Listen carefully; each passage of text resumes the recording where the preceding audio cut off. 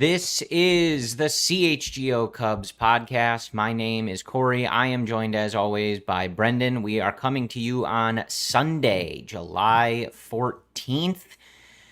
And Brendan, we have reached the technical first half. Obviously, we are over the 81 game mark, but we have reached the All-Star break.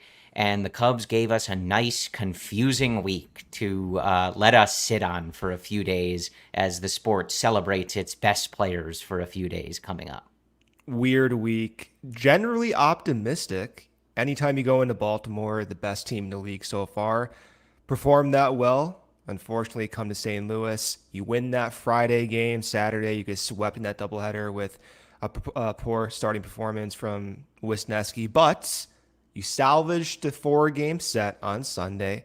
A lot of the guys continue to have good-looking at-bats. Ian Happ is basically Barry Bonds now, I think. The overall outlook is trending up, I feel like. The question remains is it enough? Yeah, so what we want to do in this episode, firstly, welcome in. We are the Sunday crew for the CHGO Cubs podcast. What I want to do in this episode is start by taking a look back at the week that was. This was certainly a week that we have been desperate for, just in terms of their performance. And I think more specifically, as we'll talk about, how they were playing baseball. A much better brand of baseball for the most part, that first game on Saturday notwithstanding.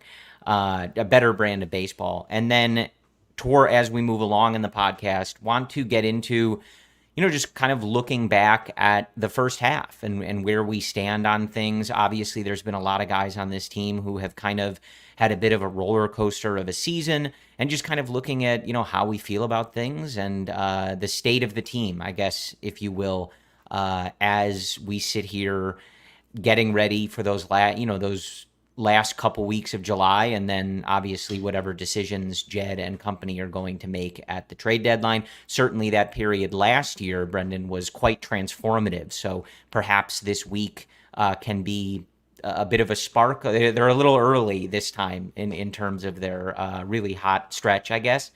But overall, 5-2 road trip, I think. The doubleheader Saturday, obviously disappointing. You feel like you let an opportunity to win that series get away. Just a disaster of a start from Hayden Wisniewski. Of course, Javier Assad, a little rusty coming off the IL. I think that was kind of to be expected. But following a sweep of the Orioles, and I think taking 2 on the road from the Cardinals are above 500. They're playing good baseball. Including a doubleheader in a span of 3 days. I think generally you'll independent. You'll take a split in most of those scenarios. Really nice week from the Chicago Cubs. Again, not perfect, but I tweeted this a few times, Brendan. Those 3 games in Baltimore specifically were the best all-around baseball games we've seen from this team all season. And it was a brand of baseball that we have seen far too minimally as this season has come across. Excellent defense. We know the starting pitching has been great for this team all year, so it was no surprise to see Justin Steele, Shota Imanaga, Jameson Taillon go out there and continue what they've been doing all year. But they were getting 2-out hits. They were throwing runners out that were trying to steal. I don't know what happened to the catcher position in this week, but it was sort of a different brand from them as well. Great defense across the field, and especially in that Baltimore series, lockdown, late inning, clutch relief pitching. Yeah. And it for those 3 days, and a little bit of this St. Louis series too, a different team, and one that we have been desperate to see from the Chicago Cubs team all season. And we got a glimpse of kind of maybe what could be if it all comes together at the right time, which is difficult to do. But it was nice to see. Whether it continues, I don't know, but it was nice to see. That stretch, the entire lineup hit, which is an encouraging sign. Nico Horner appears to be out of that funk post-hand injury. Entering Sunday, he had 10 hits and 30 plate appearances. Michael Busch continues to impress. 11 hits and 30 plate appearances. 4 of those hits doubles, one of those hits, a home run. Seiya Suzuki, 10 hits and 27 plate appearances, 3 doubles, 1 home run. Miles Mastroboni in his starts on third base, again, entering this is all Sunday's game. He had 6 hits and 20 plate appearances. Dansby Swanson appears to be trending upwards, 8 hits and 23 plate appearances. And Ian Happ continues to hit home runs, 2 home runs, including the one today against the Cardinals. And we saw Christopher Morel and Pete Crow-Armstrong today. Corey hit home runs. Overall, the entire lineup for the first time this season, top to bottom, depth pieces too, hitting home runs, slugging the ball, and playing good defense. This was what we had hoped in April, where you merge all facets of the game. The hope is this continues. The question is, can this continue? But for the first time, we're seeing some alignment across most facets of the game, which is an encouraging sign. Yeah. I am not even really sure what the standout thing from the week was, but I think to me, it was just finally seeing, and I don't even want to say validation, but I think for a lot of us that talk about this team, we've used the phrase at certain times of their worst stretches, they're better than this. Or guys just need to hit to their career norms or the back of their baseball card or what they're getting paid to do. And for when that isn't happening for 2 months at a time, you sort of start to feel crazy saying that stuff, So them doing it for a week doesn't erase that they played some really bad baseball for a couple months. They played like lacking fundamental baseball for a couple months, really weirdly, as we've all kind of talked about. But it was nice to sort of see just a little bit of that coming together. As you mentioned, the guys who were continuing to hit or guys who were kind of starting to trend in the right direction, you're kind of seeing like, okay, maybe this doesn't continue, or you have other guys that now are going to struggle and other guys go up, other guys go down. But it was just nice to see like, okay, yes, like if some of these guys are just not horrible or well below what they did last year or throughout their careers, this team is not as bad as they were playing. And, they still sit here a few games under 500. They are still, I believe, 4 games out of a wild card spot. I think there's still some games going on as you and I are recording this on Sunday. But and they're behind 7 teams. So it's still not a particularly great position to be in. But this type of baseball, I think a lot of us believed was in there, even if I didn't expect them to sweep the Orioles, Brendan, of course. But we believed at least a better brand of baseball should be there. And I feel like, too, there was a lot of times where, we kind of really put it on the players, especially, like they need to do better. This sloppiness, this lack of disciplined baseball, these, not hitting situationally, making mistakes on the bases, et cetera, et cetera.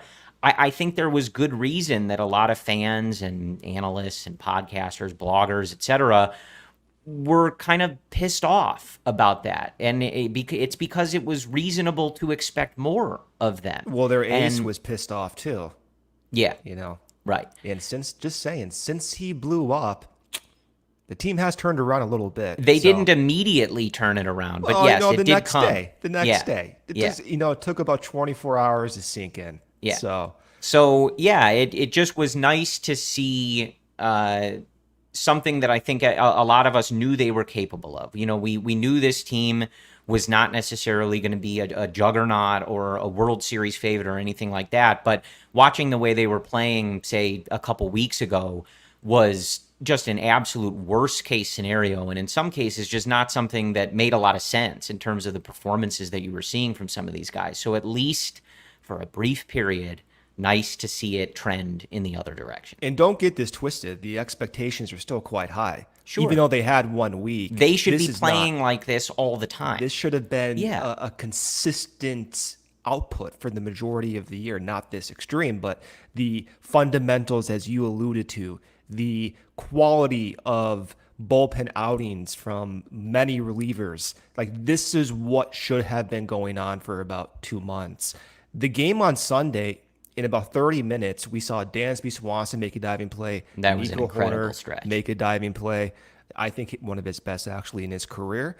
PCA chasing down balls from gap to gap, Yeah. looking like the best defensive center fielder in the league. In addition to hitting 2 home runs that game, it was games like Sunday that remind me how unpredictable this sport is. At the same time, it reminds me how strong this Cubs defensive value can be when they're clicking. And all you need from Dansby, all you need from Nico, all you need from PCA is average offense to slightly above average offense from Dansby Swanson, even though I know he's making $28 million. But if you can complement that defensive fortitude up the middle with booming offense from Michael Busch, maybe Christopher Morel aligns the plate discipline, the contact, and the power. Ian Happ continues the slug. Seiya Suzuki, like Morel, starts aligning his underlying plate approach. You can imagine that's enough to propel the team forward, even without Cody Bellinger in the current time. And if Bellinger does come back soon, hopefully the middle finger injury is not as severe as some may think it is, then this offense does look a lot better than even last year's offense. And then you start thinking, okay, despite them being 3-4 games under 500 in mid-July, it can start to progress forward, and there's still room for optimism, even post-trade deadline, if they don't even get to that point. Yeah, absolutely. So have a super chat from our guy, Fernando. Always appreciate it, Fernando. Seiya continues to step up. Yeah, really nice offense from Seiya Suzuki. Looks really good at the plate. And just it feels more consistent. He's up to a 128 WRC plus. And as we talked about, like they have good hitters in this lineup. Are they missing the star, those, Mookie Betts type players? Of course. They're not easy to acquire, and we yelled all offseason about trying to acquire one. But they do have good hitters in this lineup. And if you can get those stable performances from guys like Ian Happ and Seiya Suzuki, like you have for a good stretch here, it does give more weight to this lineup. And then when you start to trickle in those performances, you saw it in St. Louis, and you don't necessarily count on these every day. But one of the things that was lacking earlier in the season, Brendan, is the bottom of the order was just never performing. And this weekend you saw Neither was the top of the order either. Well, yes, but you know what I mean. Like Yeah, this weekend, you do get a little bit of a contribution from Miguel Amaya. You get a contribution from Tomas Nido, from PCA. And earlier in the season, and even, you go back to like the beginning of last year too, like there's just those periods where the 7 to 9 parts of the order sometimes has felt like 3 automatic, 3 pitch at bat, quick outs. And to just get those little contributions to pair along with Michael Busch continuing to be really good at the plate, Ian Happ staying on this red hot stretch, Seiya looking like that guy that we've talked about, and that he was in that second half of last year. The lineup can work that way, paired with, as you saw on Sunday in particular, excellent defense just across the field. Credit big time to our guy, Cody's guy, Miles Mastrobuoni. He's played really good defense at third base. PCA is the ease with which he gets to some of those balls in center field, Brendan, is something that is so easy to take for granted because it looks like an easy play for him. There was that one liner where he was shading in the left right center. field gap. Yeah. And he caught it in the right center gap toward the wall. I mean, the amount of ground he's covering to end up kind of jogging under the ball, it's really special. And then you see it later in the game, too. If he gets on, he's an automatic stolen base. Yeah. Just send him to second base, maybe even to third. He's just getting there. It's not close, really, every time. So it was just, this was nice to see. Do we expect them to play like this every day? No, they didn't do it for 2.5 months, but this type of play is in there. And of course, the 6 home runs is nice. They go back to back twice on Sunday. Christopher Morel was just feeling in a back to back jacks kind of mood on Sunday. Team was apparently. Yeah, but I think if you can just continue what we're seeing from the starting pitchers, pair it with better defense, and eliminate those kind of lack of fundamentals, clown behavior that we saw from this team at certain points earlier in the season, the offense was always capable of being good enough to sustain that. It always carried risks. It's one of the things we talked about so much in this offseason, but it was never the case that they were incapable of it, Brendan. The risk was always there. The inconsistency was always the risk, but they were built, if things went right and guys performed to their expectations, to support a really good starting pitching staff and a really good defense that eats up baseballs behind them. And we saw that kind of full combination this week.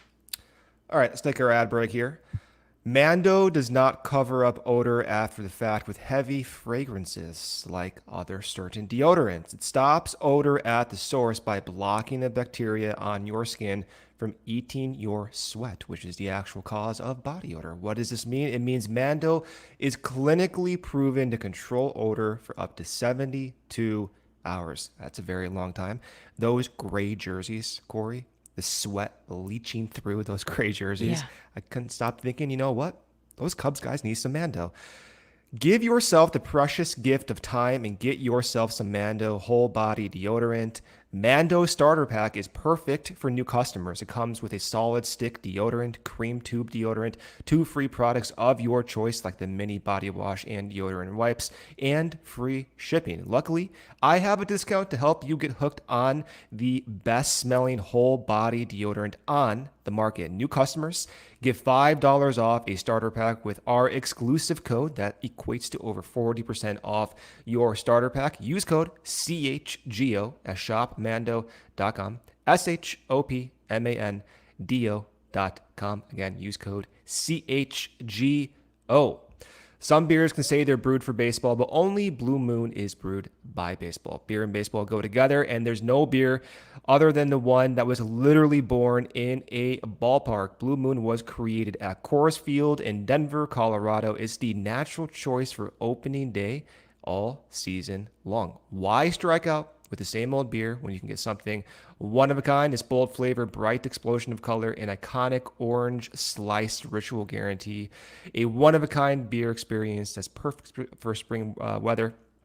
I saw the CHGO Cubs meet Blue Moon all around, oranges all around, and you know what? That coincided with the Cubs' best performance of the year. So if you want the Cubs to keep winning, go get yourself some Blue Moon. Put some oranges in those Blue Moons. And you know what? That equates to back-to-back home runs.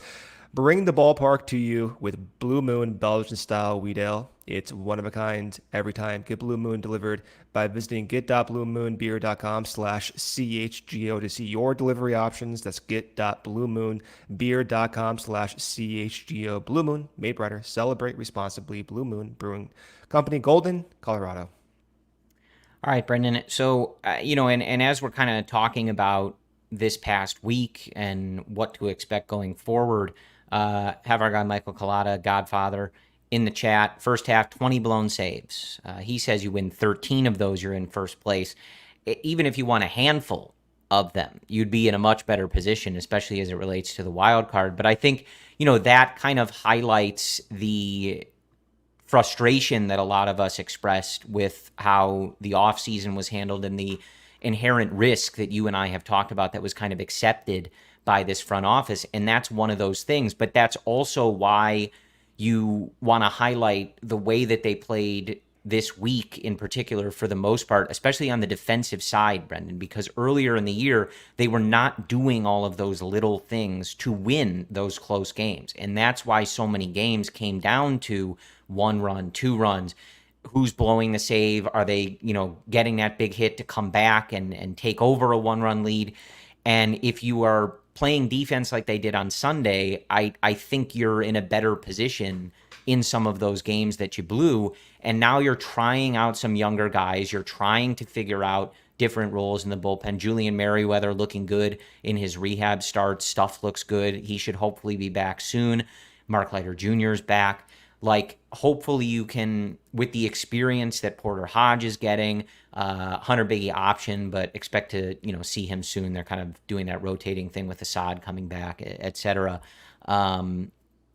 hopefully you can get to a position where you feel more confident in your ability to win those run games. Because as we talked about all offseason, we knew they were going to play a lot of one-run games, and they just didn't execute across the diamond in a manner to win so many one-run games. And yeah, like it's frustrating to look at how some of those failings, call them, in terms of the roster construction coming into the season have affected where they're placed right now.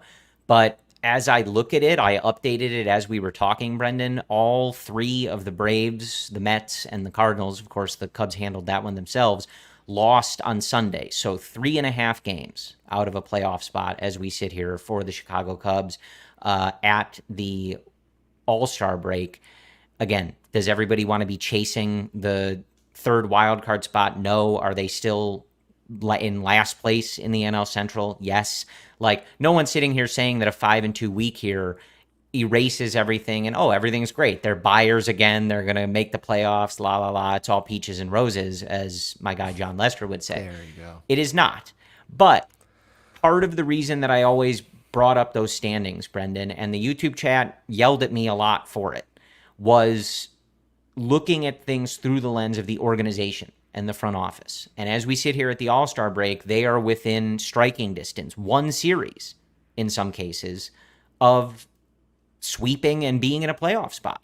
And if that's the case as we go over these next few weeks, I never expected them to sell or punt in a situation like that. And so that's why we've been paying attention to it. And I think now, as we head into these few weeks, the question is, what does this team need to do to solidify that they are maybe not going crazy in terms of buying at the deadline? I don't necessarily expect that anyway, really, regardless. But moving themselves away from a definitive seller, let's call it that phrase. Well, the Cubs operate in opportunistic fashion. They don't know if they're going to be sellers or buyers or what the hell is going to happen in the next 2 weeks. It's hard to predict this team. It's hard to predict baseball in general. When you and I have talked about the state of the 2024 Cubs, our disappointment going into the year that's persisted through April, May, and June here, as you alluded to, is under the assumption that this was just too risky. It's a good contrast right now with the Braves and Dodgers in that risk conversation. The Dodgers are 15 games above 500, but they're actually underperforming. The Braves are 10 games over 500. They are more significantly underperforming. The Braves, in their underperforming bad case scenario, if you want to call it this, despite being still 10 games up, they're still the first spot in that wildcard team in the standings. The Dodgers are still obviously in first place in the division. They entered the season as 95, 96, 97 win teams, depending on which system you look at.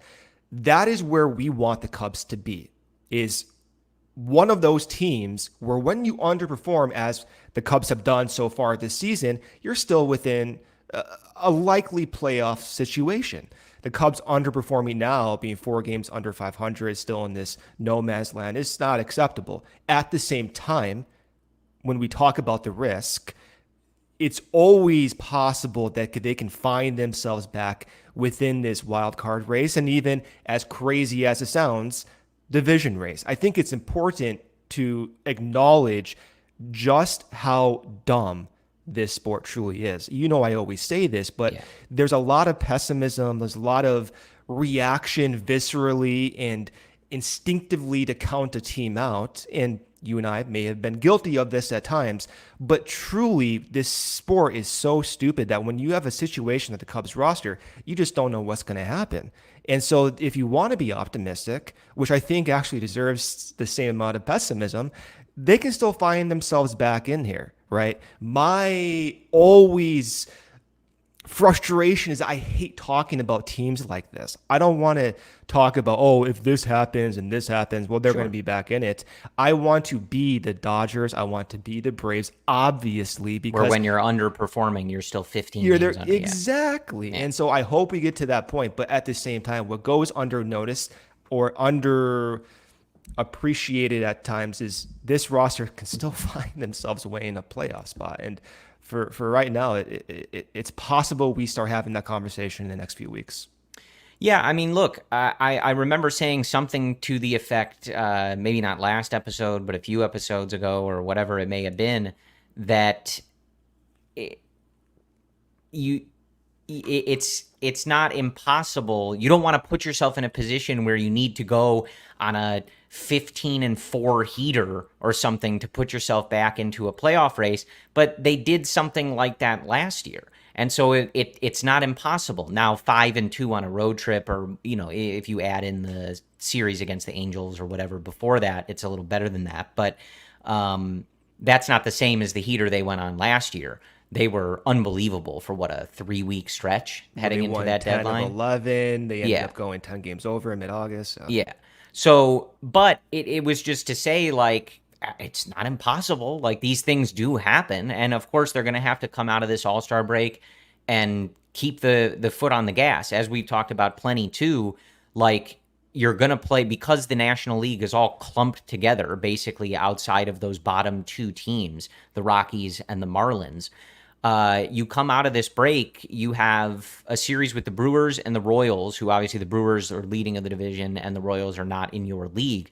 But the other two series to finish out July, the Diamondbacks and the Reds. Guess what? Two teams like a game or two in front of you in this NL wildcard race. So same thing we talked about before, like, you got to continue to take care of business against the teams that are directly in front of you. We talked about that when they played the Cardinals in the past, or the series against the Giants that we saw this past month. You have to take care of business. It's nice to beat the Orioles, who record-wise are the best or one of the best teams in the league, but it doesn't count anymore than any of these other games, and it's not your direct competition for trying to get in the playoffs. So they're going to have to come out of this break and continue this stretch if it's going to be anything like last year. But I agree with you. Like, you want to be in a position where you're not counting on a heater to save your season, because it's just it's not a good premise. It's very dangerous. It's very risky, and as we know, baseball is a game of inches. Like, things can go either way, and even if you're playing good baseball, hey, sometimes tip your cap or you just lose a close game, things like that. And when the threshold to catching all these other teams is so thin, you can't really afford that because of the hole that you've dug yourself in throughout the first few months of this season. But as it stands right now, Brendan, they're in it, and they're going to, as an organization, try and put themselves in the best position to make this season valuable over these next few weeks. If they come out of the break flat and drop all these series, then yeah, I mean, we're going to have conversations about selling. But if they're a couple games out of a playoff spot, similar to last year, Brendan, it's going to be a very similar conversation where it's just like, I just don't see them foregoing that. And really, as the Chicago Cubs and the organization that you're trying to be, there's an argument to be had that that's not particularly acceptable in the first place. And as we talked about, the guys you have to trade, it's not the best situation anyway. Last year was a much more interesting conversation because the decision not to sell meant you weren't going to capitalize on some guys whose contracts were expiring and maybe you could have gotten a decent offering for. You're not in that good of a position this year, so it would be a lot more maneuvering, but we'll see. This week has at least staved off those conversations. If this had been a disaster in Baltimore, like I was certainly expecting, even though Baltimore hadn't been playing that well, and then even this split in St. Louis, this is probably a different conversation. And you're probably 5 or 6 games out of a wild card spot, 6, 7 teams out of a spot. It's a difficult conversation to talk about anything but the potential of them selling. But this week pushes them into at least holding that conversation off for these last couple weeks of July. I think, my opinion. All right, second ad break here. Come back, talk about the All-Star break, Cubs. If you need to hire, you need Indeed. Indeed is your matching and hiring platform with over 350 million global monthly visitors, according to Indeed data, and a matching engine that helps you find quality candidates fast.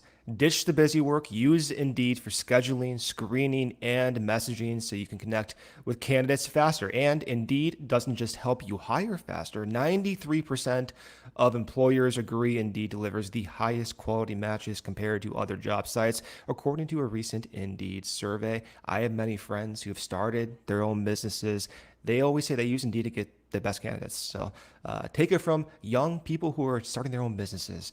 And listeners of the show get a $75 sponsored job credit to get your jobs more visibility at Indeed.com/AllCity. Just go to Indeed.com/AllCity right now and support our show by saying you heard about Indeed on this podcast. Indeed.com/AllCity. Terms and conditions apply. Need to hire? You need Indeed. Okay, Sunnyside is your home for judgment-free cannabis shopping, a place where all kinds of visitors are welcome to explore, discover, and purchase a wide array of high-quality products.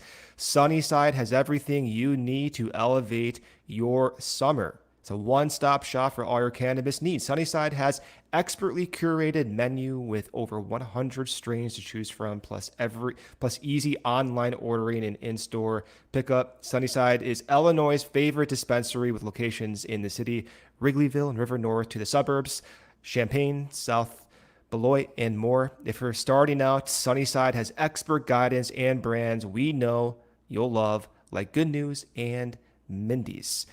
Here for the summer is Good News Tea Time Disposable Vape, bringing classic lemonade flavor that's perfect for the golf course because we all need a little help staying loose on the green. Head to Sunnyside.shop and use code HICHGO at checkout for 35% off your favorite brands like Cresco, Good News, and more to elevate your first purchase. Sunnyside Cannabis Dispensary, Bright buys every day. It's only for 21 and over or Illinois medical card holders. All right, Brendan, do want to address a point from our good friend Gary in the YouTube chat. He says, Corey and Brendan talk about the draft tonight.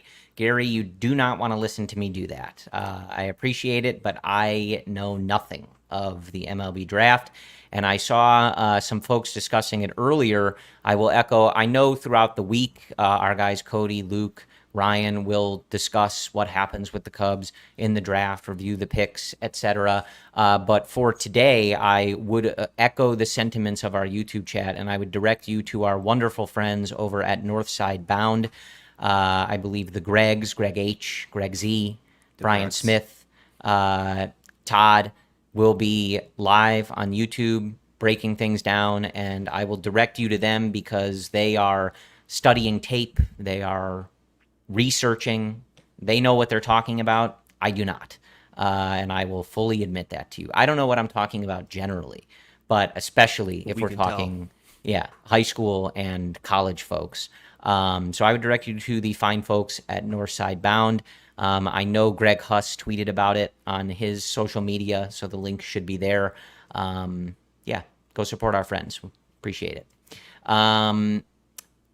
You just said, I don't know what I'm talking about, but you know what? You have not taken enough of a victory lap, and we're going to talk about it right now.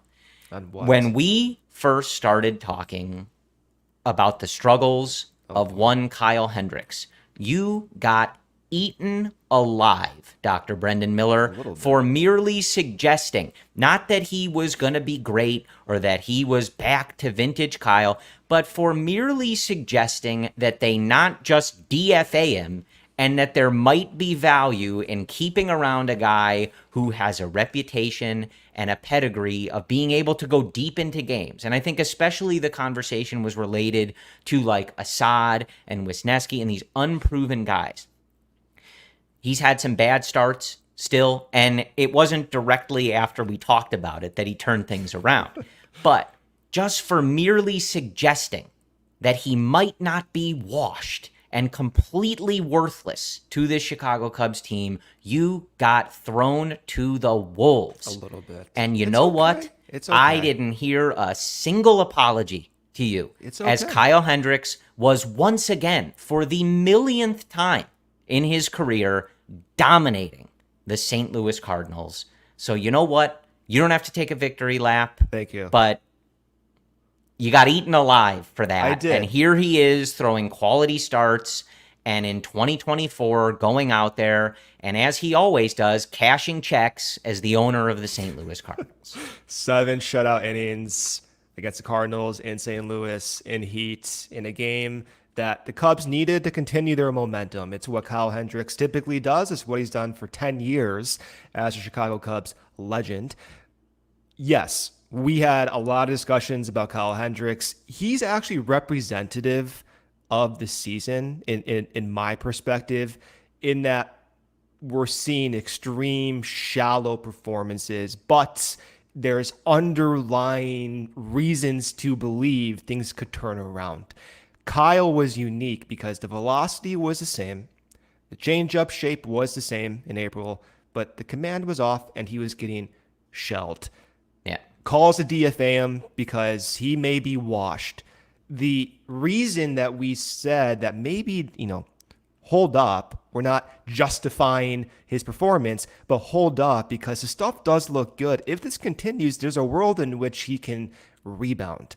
That is what happened, and then some. Added a curveball, throws a curveball on 20% of the time. It's changed the outlook of his season, and maybe changed the outlook of his future career. Well, and part of the premise, too, when you were talking about this was, and again, this is like sort of in jest. We're not taking a victory lap on a guy who still had, some clunker starts. With just a nice 6 ERA. Hear me out, though, yeah.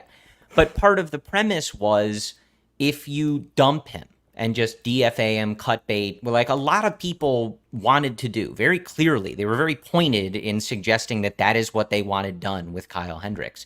Like, part of your premise was Javier Assad has been really good for this team, but is not reliable to go more than 4 or 5 innings, and he's proven that at this point.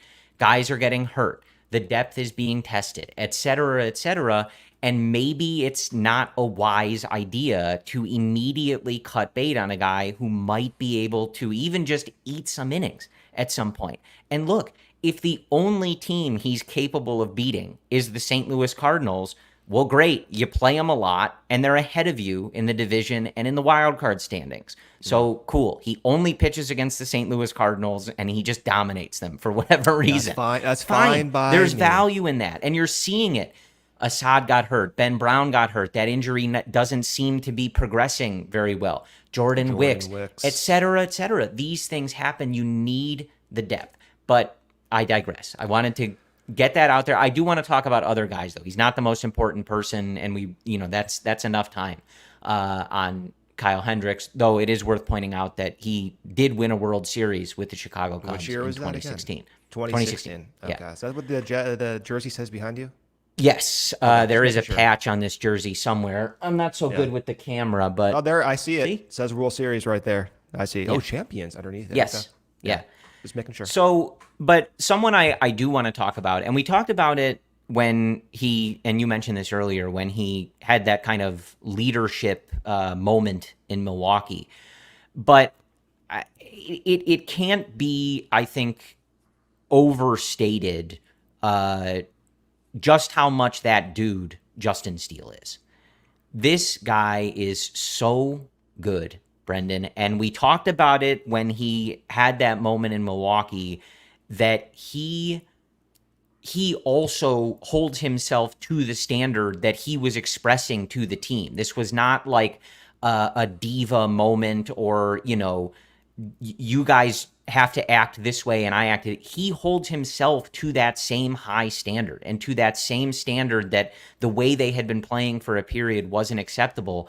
And he had been good leading up to that game, but in following it, he's been even better This dude just backs it up. He gets better and better. And I saw a stat, I think, after his start the other night in Baltimore, that over the last 2 years, like the full calendar years since he was making starts, the best ERA in baseball There you go. of any starter, Steele. Justin Steele. And this is a guy who so many talked about, well, does he throw enough pitch types? Does he have the pitch mix to do it? And all he does is go out there and deliver for this team. He is a bona fide ace. He is a top of the rotation pitcher. And I don't even want to think about where this team would be the last 2 years without Justin Steele. It's one of the best development stories for this front office, for this organization, for past front offices, anyone involved in his development, because they drafted, developed, and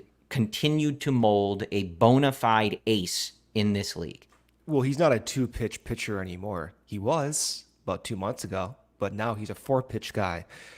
He was talking about that moment in Milwaukee on his own show, and he took accountability in 2 forms. The first form is continuing to perform well on the mound, but second, acknowledging that the emotions got the best of him. Still, though, he said guys came up to him after the game in the clubhouse. Mark Leiter Jr. actually came up to him and said, "Hey, dude, that was really cool, but now you got to back it up." That was really cool. And we saw online on social, people looked at Justin Steele's "wake the F up" outburst as not a sign of leadership, but actually quite the opposite, that leaders should not be doing that. I caution always making those wide sweeping assumptions, because you don't know the personality of a Justin Steele. You don't know the inner workings of a clubhouse. When guys and the players come up to Justin, validating that type of outburst as beneficial, it points to the perception and the reputation of Justin Steele, who is quite even keeled most of the time. It's those outbursts, those emotional edge outbursts, that I want to see the Cubs show more often. I talked about this a few times, and it's not to compare the two managers in all facets, but in the one facet where I wish Craig sometimes would maybe leverage more is that emotional card. I think David Ross did that better than Craig Counsell. I think there was one example, and it relates to Hunter Biggie. Biggie, in his inning, the 9th inning on Friday, Cubs up big, comes in, not throwing strikes. Dude's got the yips out there. You can see him. He's very anxious. Fastball, everything's down low. This happened to Keegan Thompson, I believe, in 2001 or 2002. It was his rookie year. David Ross. 21. Was it 2021? You said 2001. Okay. Well, Yeah. you know what? When Keegan was in the rotation with rookie Mark Pryor. with the Little League Cubs. But David Ross came out, and it was got to be late September, and looked at him straight in the face, eye to eye, just him, no one else, no shortstop, no second baseman, bill to bill. And David Ross gave him a stern talking, Corey. And that tended to, I think, shift how Keegan Thompson thought about things. It changes the emotional input. I would like the Cubs to take advantage of those similar situations. Biggie got pulled out, walked 2 guys, and that was that. And there are some times where I look at the management of this team and all the coaches, and sometimes I don't think you can just chalk it up to just like, oh, process. Oh, he's got to work things out. I think, no, you leverage those emotional contexts. If you are sloppy on the field, there's a point in time where you have to address that. Yeah. When you have the yips as a young pitcher, you change the emotional input. And I love seeing Justin Steele do that. And I think to some degree you are validated when you see the results come right away. Yeah. So I found the tweet. I apologize if I'm pronouncing the last name wrong, but it was from Vlad Seidler on Twitter. And he said, best MLB ERA over the last 2 years belongs to Justin Steele, and it's not even close. Minimum 300 innings pitched since July 12th of 2002. Justin Steele with a 2.73 ERA. The next closest is Zach Gallen at 2.96. Sonny Gray, 2.99. Seth Lugo, 3.02. Garrett Cole, 3.19.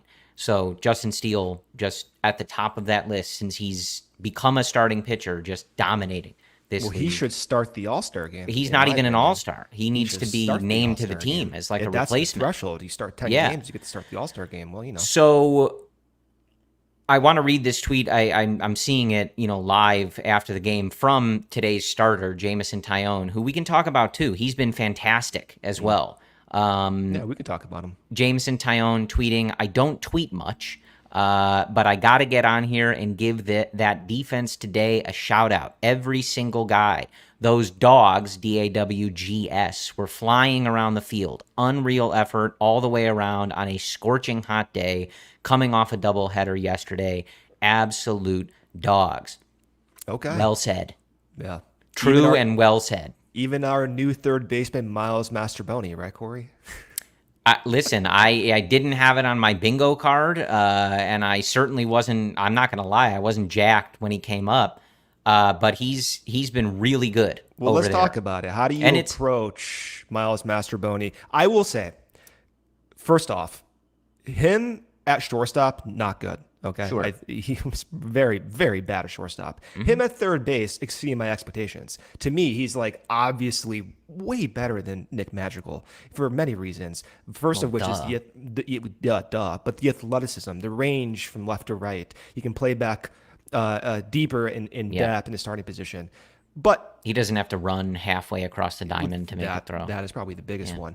But when we look at Morel, who's going through this long-term offensive funk and maybe emerging now, but the question I started to think about is, can we still play Morel at third base as he's trying to break out of this slump? Because he's statistically costing this team the most runs than any other third baseman in the league. So now we have Bellinger on the IL, but if he comes back, does it make sense to DH Morel more, maybe sacrifice some at-bats to Mastroboni, and wait if Morel does start to emerge offensively?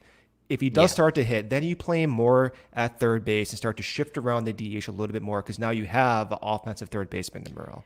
It's a tricky spot that they might find themselves in, because especially for these next few weeks, you're going to have to prioritize winning baseball games over anything else. And we know there's a lot of development that's also occurring on this team. Kind of, you're trying to do it parallel to winning, but sometimes you have to pick one or the other at any given moment.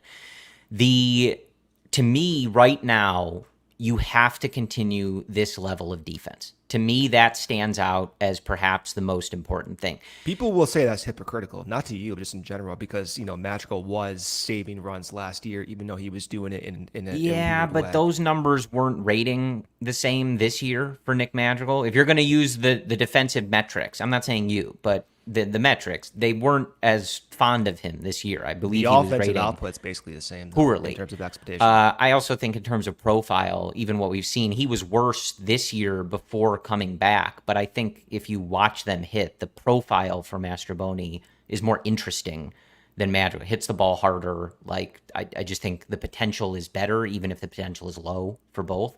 Personal preference, but different than in the beginning of the year. Now that Happ appears to be kind of playing like Ian Happ again, Michael Busch seems to have solidified himself as being able to do this consistently. Of course, he's still a rookie, still has to continue to make adjustments and watch out for the league adjusting to him, but we're mid-July. Like, he looks very good, and we can talk about him in a minute too. Seiya feels a lot more consistent at WRC plus around 130, et cetera, et cetera. Now that you're not getting deathly performances from some of those guys and just up and down the lineup, I think you prioritize the defense. And especially in those Justin Steele starts, similarly to how we would move Javi Baez over to third when John Lester was on the mound. Like, if they're going to pepper ground balls to third base, we need those to be outs. And we can get into Christopher Morel, his future, the positioning, and all of that. But if the calendar was moved and the Cubs played tomorrow, it's not the All-Star break, you got to put out the lineup that is going to play defense like they did on Sunday. I want to keep seeing PCA in center field covering Happ. Do you think that if the Cubs could play two PCAs in left center and right center. Do you think he could cover the entire outfield if there were two of them? Yes. I absolutely think so. Well, sometimes PCA goes in left field, Corey, and he just interferes with Ian Happ. Just saying. Oy vey. This is a common trend. We don't have to. That was so bad. If you know, you know. I don't even want to dignify that. As a reminder to everybody, the center fielder gets to decide if it's his ball or not. Well, especially best center fielder. It's like the best center fielder, in baseball. Yes, but just as an aside, if anybody needed a refresher on that. But I think you have to prioritize the defense. And if Cody Bellinger were coming back tomorrow, I might be looking at maybe him in right and maybe Seiya DHing. Michael Busch looks really good at first base. I think Bellinger is better than him as a defender. Cody Bellinger is an excellent defender. But the way that Michael Busch has developed from the beginning of the year to now is not really something I want to interrupt. He's gone from risky and kind of not feeling that great at first base to basically making every single play. He's diving, he's sliding, his footwork looks better, his positioning on ground balls is better, his feeds to pitchers on those PFPs are better.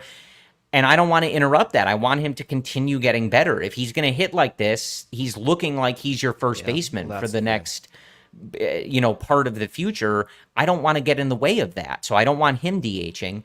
And if that means you're deciding, hey, somebody's got to sit today, maybe it's Morel, that might be what has to happen, Brennan. Some of these other guys, Seiya's hitting right now. Happ is hitting. Busch is hitting. Nico looks like he's gotten going. Dansby looking a little better at the plate. That's its own thing.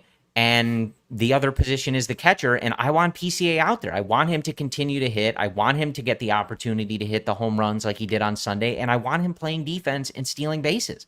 So if that means that Morel isn't playing as much, then that just might have to be what the situation is. It was nice to see him hit those homers, and you and I and I know our guy Cody Del Mendo have been big vocal supporters of Christopher Morel as long as he was staying within the process. And over the last several weeks, the process has not felt like it has been as clean. The K rate a little more, the indecisiveness, the in-between on some of those pitches. I'm a big believer in him. But for a few weeks, they got to prioritize winning, Brendan. That's what they have to do. And for me, it's getting back to now, circling it back to the original point that you asked. Mastrobuoni doesn't need to play every day, but we are beyond the point where the questionable defense at third base is something that this team can tolerate. They have to be playing lockdown, elite level defense on a daily basis. There's defense and offense produces value. It's which player is going to provide the most predictable value. And with Morel, to your point about the process, over the past month, the process has started to fade a little bit. So can Craig Counsell confidently say that Morel at third base defensively is going to give the Cubs the best chance to win? No, when the counter is a defensive, competent third baseman. But if Morel starts to show high signs of offense, like the 2 home runs on Sunday, then it justifies the third base defensive risk, as it did in April and May when that process was very good. In the short term, because Morel is going through that funk and adapting, him playing third base may be a little bit too risky.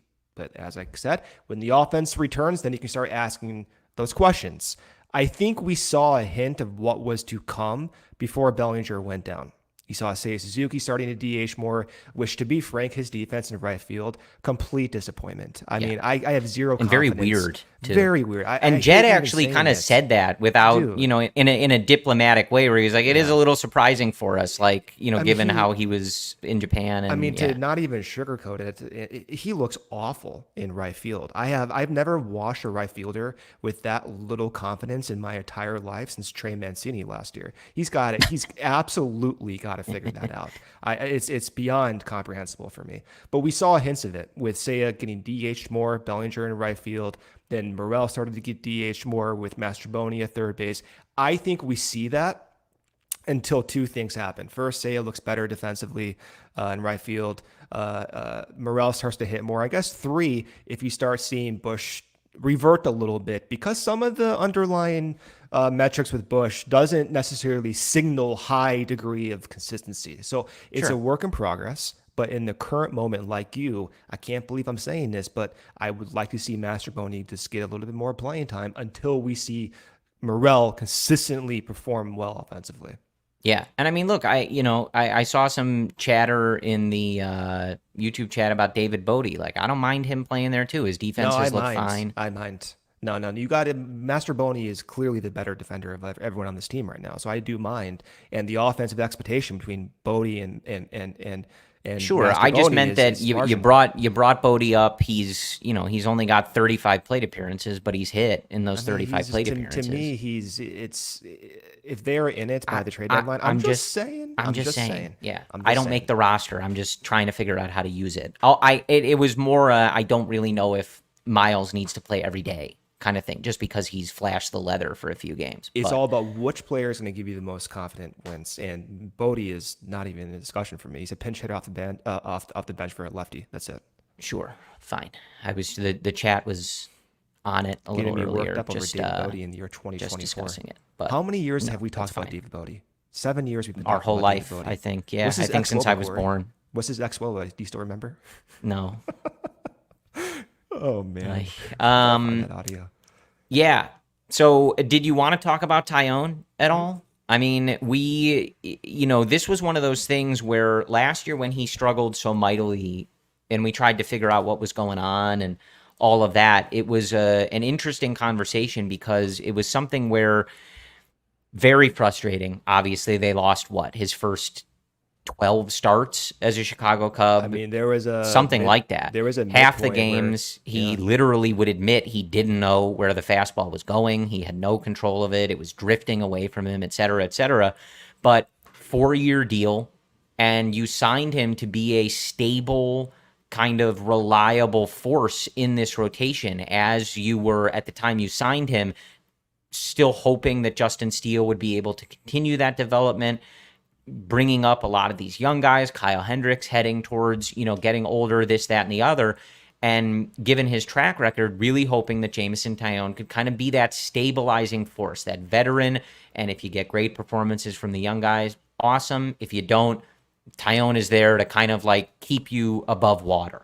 That didn't happen at the first portion, but then when he came back, that second half last year was great, and he has been so good this year. And more interestingly, Brendan, when he was first on this stretch to start this year, if you're someone that's interested in like the ERA FIP discrepancy, that gap was sort of wide. It did look like he was getting a little lucky. He was pitching out of trouble, this, that, and the other. But as the starts have gone on, the Ks have gone up, and that kind of discrepancy has shortened a little bit. He looks more to be getting the results that he actually deserves. And just a very welcome sight. Again, in year 2 of a 4-year deal, for him to turn it around so quickly from what was going on last year is a really welcome sight and an important one, not just for this season, but for whatever the Cubs are going to do for the next 2 years that they have him under contract. He's increased the margin of error for himself. When he was on the Yankees, he was basically a four-seam curveball guy. He threw a slider as well that we know has turned into a sweeper, but he only threw a cutter 4% of the time with the Yankees. Comes on over to the Cubs. Last year, threw it about a quarter of the time. Now, that's even persisted and sometimes increased throughout some starts this season. He throws a cutter once every 4 pitches. The reason that's beneficial is because that margin of error with his fastball being a different shape than what it used to be is now greater.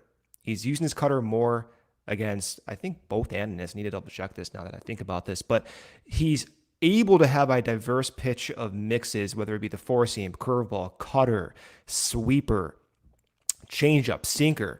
And when one pitch is maybe not his best, for example, the four-seam fastball, Well, he can rely on a different pitch.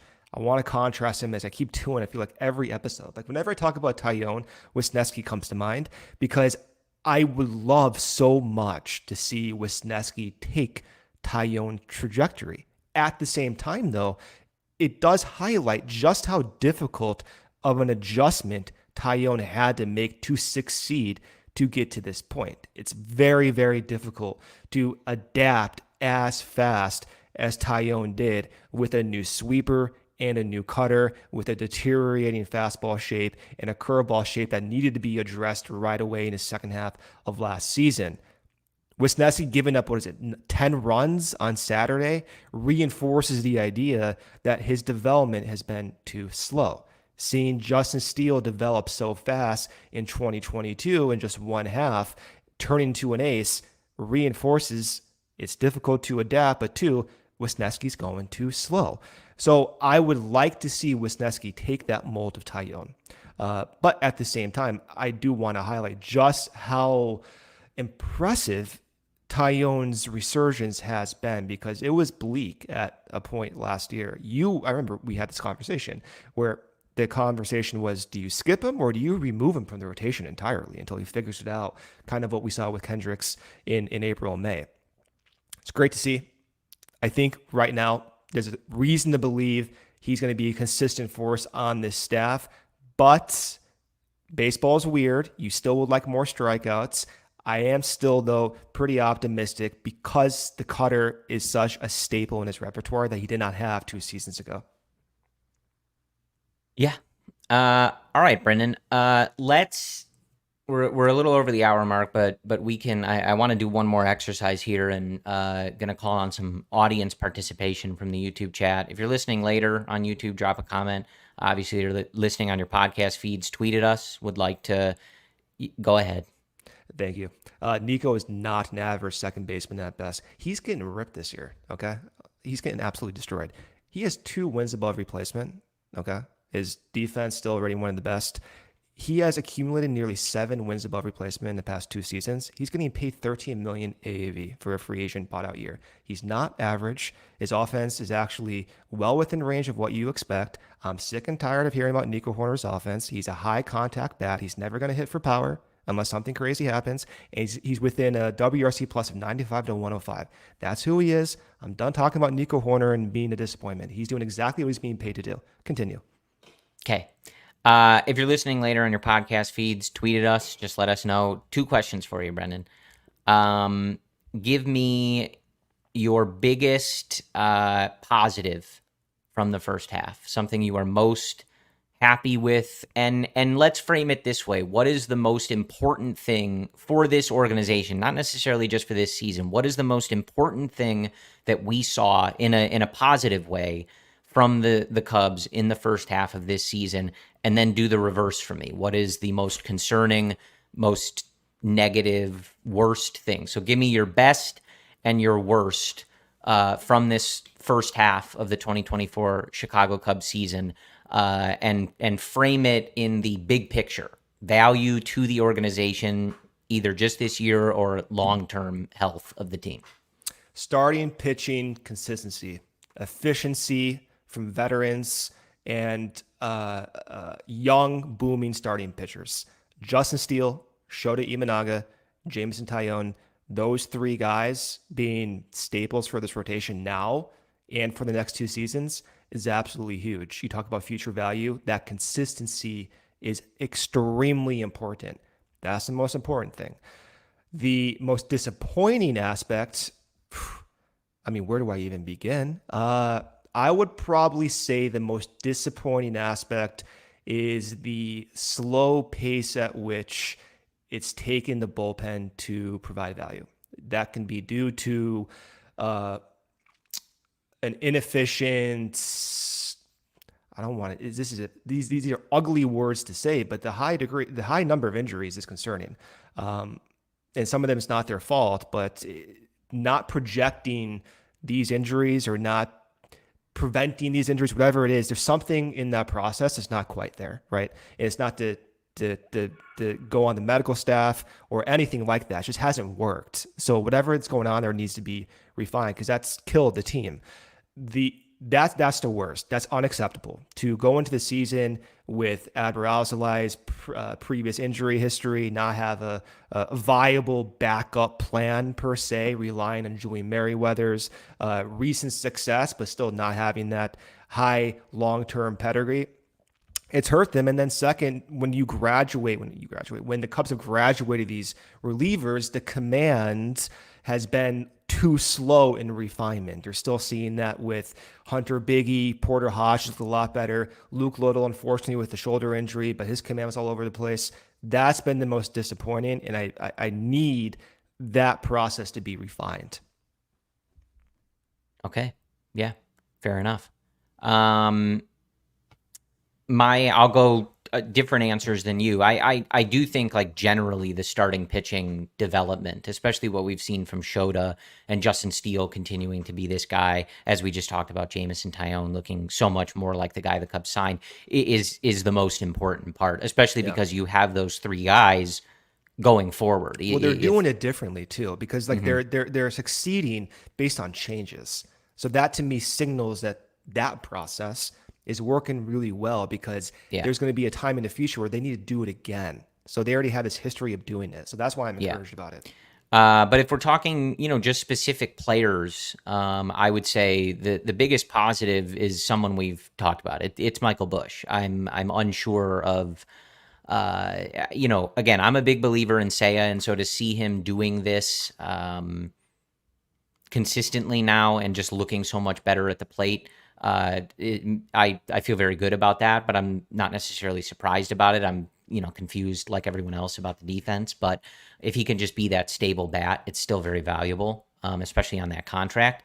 But the development we've seen from Michael Busch is a really, really significant one for this team. We talked about some of the calculated risks that this team took coming into the season, and letting a guy that had not proven himself at the MLB level, and that even though it was, sort of a playing time opportunity cost kind of thing that the Dodgers let him go, still Dodgers a really good organization, and a guy that they felt comfortable letting go in the trade for Jackson Ferris, to give him the lion's share of the time at first base and commit to him was a real risk.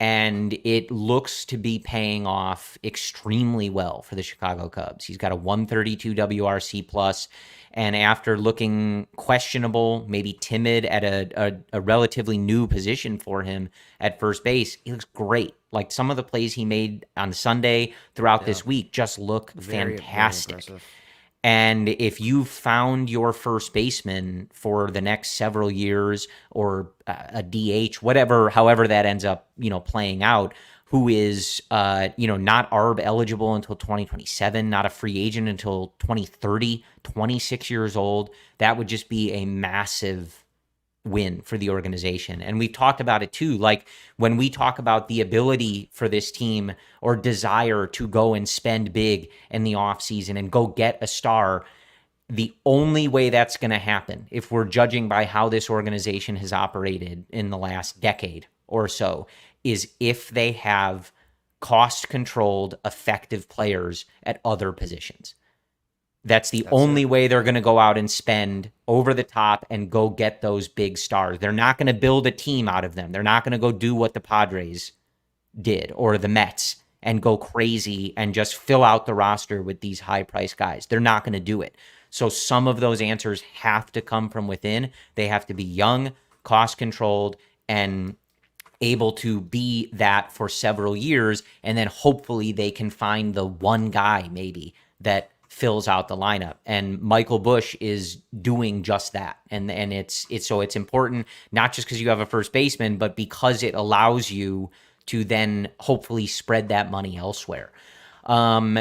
Disappointments or things, as everybody said, obviously the bullpen, and in the first part of the year, I put that obviously so much on Jed. You didn't do enough to address what had happened last year, and then guys got hurt. Obviously, that's not Jed's fault that guys got hurt, but they did get hurt last year. They did get overused, and you kind of saw what happened there. ALLCITY in particular, rather disappointing. We're not really sure how long he was pitching through stuff with this organization. You never know. I mean, he could walk into the clubhouse with his arm, just one arm. One of them's missing, and they'd throw him out there. But that was particularly disappointing. I mean, he was quite bad even when he was out there. And as we've talked about, you look at the number of saves this team blew and where they would be had they even just not blown 4 of those saves. You know, like we're having a totally different conversation. But on the offensive side, I'll give you 2. I think I am a big believer in Morel, and his process was quite good. But 96 WRC plus, I think, even after this 2-homer game on Sunday. I'm not going to lie, it's disappointing. He's 24. As with every conversation about him, there's 2 sides of it. There's the results that are happening now and how it affects the 2024 Cubs, and then how you're evaluating and projecting out a newly 25-year-old who doesn't have a ton of major league experience under his belt. 2 different conversations. But I think it's fair to look back at this first half and say it was a disappointing output for what I was hoping for him and for what I think he's capable of. And for a lot of the good work that he did process-wise, cutting his K rate, being more patient at the plate. It has reverted though recently. That's what I was saying. Well, I remember being in the studio at one point and saying almost verbatim, I promise if he sticks with this process, the results will come. But he has to stick with the process, and he has not a little bit. It has deviated. Going back up. It's just not right. Not there. Right. So that's one, and you can get mad at me for this second one, but I do feel it's fair to say that Dansby's performance at the plate is disappointing. Why would I get mad at you? I don't know. Sometimes you're weird about him. What are you talking about? I mean, I always get thrown in with all this. I understand, I like the defense and everything, but I've been nothing. If you were to go back and all the pre-shortstop discussions, I've always talked about Dansby's offensive profile as being a risk. I've been very upfront about I know. that. I'm just giving you shit. I know. I get a lot of shit about this, though. I know. I'm sorry. It comes with the territory, Brendan. He's a good defensive shortstop. I get it. Or he's not. Listen. Hey, this is my thing. Let me do it. You're cutting me off here. So what it comes down to, and again, this is also one, and I'm not making excuses, but has he been playing through something with his knee this entire time? We'll never know, because he's the type of guy that's gonna grit it out. And as we just said, this organization's really weird about some of that stuff. But the fact of the matter is that he's been as advertised on defense. A little weird, for 2 games at the beginning of the year. But for 2 games, a couple throws were bad. That's all I said. But they were a little uncharacteristic for him. But he's been great as a defender. Great plays on Sunday, just like, the rest of the team. He's an unbelievable defender at shortstop. He's as advertised in that regard. But in year 2 of a 7-year deal, where you want his age 30 season to still be fitting into his prime, at the All-Star break here, he's got a 79 WRC plus. He's hitting .212 with a .282 on base and a .350 slug. This would be the lowest number in terms of WRC plus since going back to 2018 for Dansby Swanson. What? Read it. What was his WRC plus that year? 79. The same. What year? 2019? 18. 18, yeah. So, I mean, that's the range we're talking about with Dansby. Sure. Yeah. Right? It was a risk, and you and I'm sure if you go back to the offseason before they signed him, I am almost positive you and I both said he was not our preferred route. Now, we didn't know that the other guys were going to be getting 14-year contracts, but at the same time, kneecaps, whatever the hell it was with Correa. Yeah, right. So it is just to say that year 2 of a big contract, he's talked so much about wanting to be that guy. I am not holding him to the expectation that I think some incorrectly did last year of weighing his offense improperly. I know who he is, but in this season, he just has not been that guy and close enough to his career norm to where we need him to be. A 79 WRC plus in year 2 of a big contract, when you want to be that big time guy and that leader, we need better. And in this first half, when we talk about guys who needed to just perform to the back of their baseball card or whatever cliche you want to use, he's one of those guys. He didn't. and they need him to. And we're lucky that some of these other guys got red hot and picked up their play and kind of lifted the offense for this last stretch here, but need better out of Dansby. And I think part of the reason that I think it's fair to have him in this part of the conversation is I think he would agree. He holds himself to that standard. He wants to win. He wants to be that guy. I'm not asking him to do something he's not capable of. I'm not asking him to be a 140 WRC plus guy or hit 40 home runs.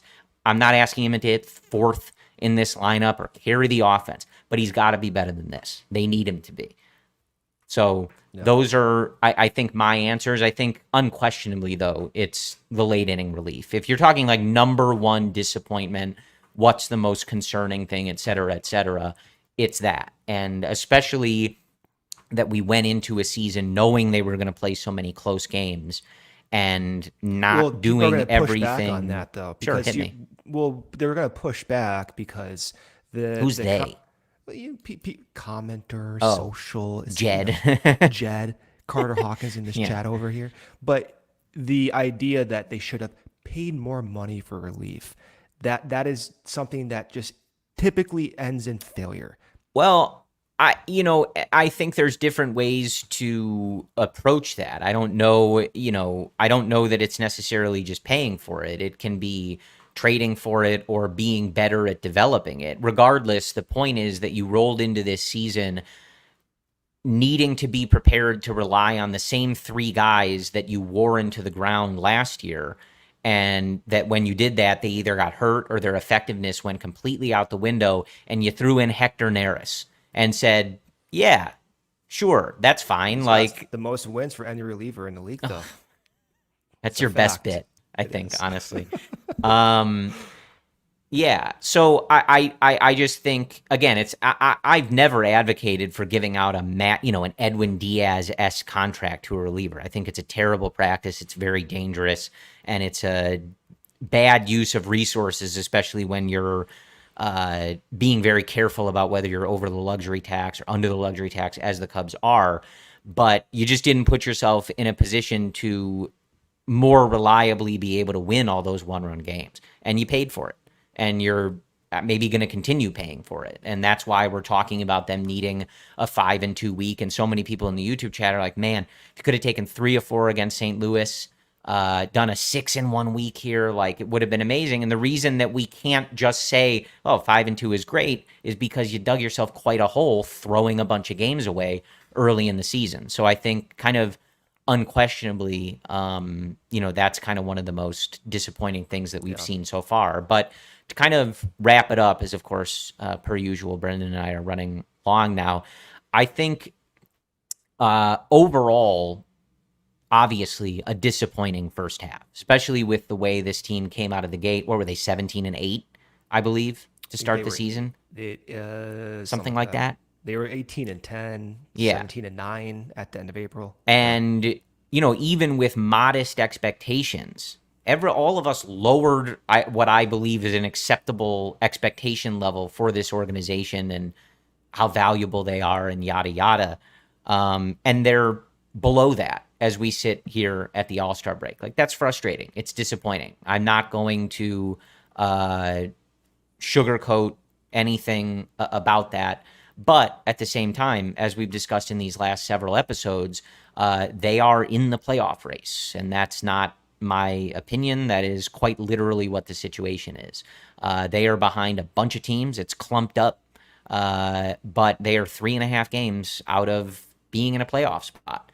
And so I think obviously the story will be told perhaps in these next 4 series. I don't think it all comes down to these 4 series, but extremes in either direction are certainly going to push us and the front office in one direction or the other. If you bomb coming out of the break, and I can't remember if there's a 4-game series in there or not, but if it's 12 games and you drop 9 of them, you can't really buy at that point. You're going to be very far out. You're going to be very far behind 6 or 7 teams in this NL wildcard race. If you come out and play like they just did, and you pull off 9 wins, 10 wins, something like that, yeah, you're going to be right in the thick of it. You might be holding a playoff spot by the time we get to the trade deadline. So uh, I never like to call things must win or things like that, but I think the story ultimately is going to come down to these 4 series and whether or not they really push in a clear direction or not. And if not, what happens with all these other teams if they, have a 500 stretch or something like that coming out of this break? They don't know. We don't know. No one knows. That's the beauty of this sport if you want to look at it like that. They need to play clean baseball. More of what you saw Sunday against the Cardinals. Defense up the middle. Power from Seiya. Power from Morel. Busch continuing to show signs of defensive and offensive value. That's what we need. Need the bullpen to show command, even in the ninth inning. I know it's Jorge Lopez, but can't start off the inning when you're up 5 runs with multiple guys on base, as Hunter Biggie did on Friday. It extends and it fatigues the bullpen that has long-lasting effects throughout the week. So when the team comes back from the break, I am looking at 2 big signs. If I see 2 big signs, I will be encouraged. First is Morel. I want to see what he's been doing for the past few weeks to push him forth to those high offensive expectations that he can achieve. The second is the back of the bullpen. Porter Hodge, unfortunately or fortunately, however you want to look at it, I'm relying on him to be consistent. Hector Neris stabilizing, show better command, and hopefully Leiter's arm is fine. The forearm strain is behind him now, and maybe Hendricks still is this guy, and you can push Assad to the bullpen just for a little bit and stabilize that bullpen that way. If Morel shows power and the bullpen looks stable in the first series or 2, I will feel much better about the next few weeks for this team. I would say it's more of what we saw for me. I want to see this team continue to play the brand of baseball that we saw for the most part this week. Really good on the base paths, really good in the field. Blowout teams 30-2. Well, no, but you know what I so mean. Would I they were, they led the league in outs on the bases. They were frequently making errors, just bad plays all over the field. And we saw a better brand of baseball this week. Just play cleaner baseball, play well behind your starting pitchers. Your starting pitchers have led the course this entire season. They have given you an opportunity to be a really good team behind them, and you have not taken advantage of it, whether it's blowing their games, not scoring enough so that when they give up 2 runs over 7 innings, they end up getting a no decision or a loss. Like, they're going to continue to roll. I have every confidence that this starting pitching group, at least that top portion, depending on the injuries and, whoever's out there, I have every confidence that they're going to continue to roll. They're going to continue to set the tone, play good D behind them. Don't give away outs. Don't make mistakes. And I think we're seeing a little bit more stability, obviously, from the offense. If they want to hit 6 home runs a game, great. That would be really awesome. I think they should consider doing that. I don't expect it, though. But just keep it clean, play that better brand of baseball, and I think they can make that work. I think this offensive group can make that work as long as they're not having to make up for the difference of errors and giving away outs and killing rallies and scoring opportunities with just dumb decisions and mistakes. So that's what I want to see more than anything from this team. I want Wicks to come back. I want Ben Brown's and I mean, the Luke neck. Little thing we didn't talk about, just a bummer. Yeah. Well, I mean, just those injuries are the worst because they're unpredictable. Like, I don't know when Ben Brown's going to come back. Shoulder injury, you have no idea. Yeah. And then Wick's oblique is going slow, and it reminds me of Cole Hamels. Obliques are bad. Yeah, it's bad, bummer, man. So if Wicks can come back and stabilize that rotation, that way maybe you can put Assad back in the bullpen to elongate his stamina. That would be ideal. So hopefully that happens. All right, folks. It's been an interesting first half here, and we'll see what the rest of July holds and the trade deadline, and we'll take it from there. But Cubs have kind of, once again, we're in that position where the kind of sentiment, like, what are they going to do? What's going to happen is... It's the same thing as last year, man. I don't know. They have the same I have no idea. now as they did last year at this time. Same exact chance, 10%. So, I don't know. Great. But... as I said earlier, check out our friends at Northside Bound for some in-depth draft coverage. Check out Cody, Luke, Ryan throughout the week. They'll have draft coverage, recaps, and of course their first half thoughts as well, coverage of the All-Star game. We wish our guy Mike Imanaga II a great All-Star performance if he gets into the game. He is. He is. Oh, they did. He'll pitch. Oh, okay, great. Yeah. Okay, cool. Enjoy that. Enjoy the home run derby, or just take a few days away from the game of Taking baseball. 2 days off. Yeah. I'm for real. I'm tired. Well, and the thing about where the Cubs have put themselves is like those 4 series before the end of July, like they are all going to feel like playoff games. They're going to feel like must-win games. It's going to be high-stress baseball. You're not going to see me on Twitter for 2 days. I'm done. Yeah. See ya. So, well, you're lying about that. But Probably. There will be a Nico gift tomorrow. I don't believe you. But we'll see. yeah. So enjoy the draft. Enjoy the All-Star break. Brendan and I will talk to you next Sunday. Appreciate you guys live in the YouTube chat if you're listening later. Appreciate you guys tuning in. Happy late Sunday. Happy Monday morning, wherever you're listening to us. We appreciate your support. Another first half in the books, Brendan. Not as we drew it up at the beginning of the year, but they find themselves within striking distance of a playoff spot, so we'll take it from there. Appreciate your support. Thank you for tuning in to the CHGO Cubs podcast. We will talk to you again next Sunday, and as always, go Cubs. We all silly like the mayor.